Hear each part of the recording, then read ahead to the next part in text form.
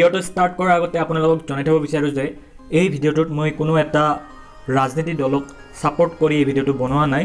এই ভিডিঅ'টোত বেছিকেলি আমি আলোচনা কৰিম কংগ্ৰেছৰ মেনিফেষ্টত কি আছে, লগতে বিজেপিৰ মেনিফেষ্টত কি আছে নিবনুৱাসকলৰ বাবে, তাৰে ওপৰত আলোচনা কৰিম। চ' ভিডিঅ'টো শেষলৈকে চাব। প্ৰথমতে আমি আলোচনা কৰিম কংগ্ৰেছে নিবনুৱাসকলৰ বাবে কি কৰিব। এতিয়া চাব, কংগ্ৰেছে 5টা গেৰেণ্টি দিছে, তাৰে ভিতৰত নিবনুৱাসকলৰ বাবে 5 লাখ চাকৰি গেৰেণ্টি দিয়া হৈছে। 5 বছৰত 5 লাখ চাকৰি দিব বুলি কংগ্ৰেছে কৈছে, আৰু ইয়াৰ বাবে সিহঁতে এটা এপ লঞ্চ কৰিছে, সেইটোত ৰেজিষ্টাৰ কৰি থ'ব দিছে এতিয়াই নিবনুৱাসকলক। আপোনালোকে থ'ব পাৰে, মই ইয়াৰ ওপৰত ডিটেইলছ নকওঁ কাৰণ মই কোনো এটা দলৰ স্পনচাৰশ্বিপ লোৱা নাই। চ' আপোনালোকে এইটো যদি ৰেজিষ্টাৰ কৰি থ'ব বিচাৰিছে থ'ব পাৰে। নেক্সট চাব বিজেপিয়ে কি কৈছে। বিজেপিৰ ফালৰ পৰা ডক্টৰ হিমন্ত বিশ্ব শৰ্মাই কৈছে 31 মাৰ্চ 2022 চনৰ ভিতৰত 1 লাখ নিবনুৱাক চৰকাৰী চাকৰি দিব, আৰু এই কথা ডক্টৰ হিমন্ত বিশ্ব শৰ্মাই কৈছে।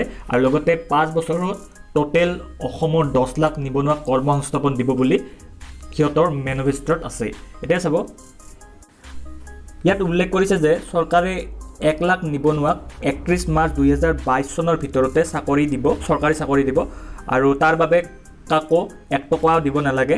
আৰু লগতে নিযুক্তিৰ ক্ষেত্ৰত কংগ্ৰেছক আক্ৰমণ কৰি কয় যে কংগ্ৰেছৰ দিনত 1 কোটি খোজ দিও APSC চাকৰি পোৱা নাছিল, কিন্তু আমাৰ দিনত ৰিস্কাৱালাৰ পুতেকেও APSC বিষয়া হয়।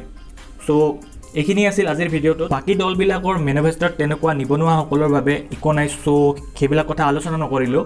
আৰু যদি ভিডিঅ'টোৰ পৰা কিবা ইনফৰমেশ্যন পোৱা যেন পাইছে তেতিয়াহ'লে ভিডিঅ'টো শ্বেয়াৰ কৰি দিব আপোনাৰ বন্ধু বান্ধৱীৰ সৈতে, আৰু কমেণ্ট বক্সত আপোনালোকৰ মতামত জনাব নাপাহৰিব।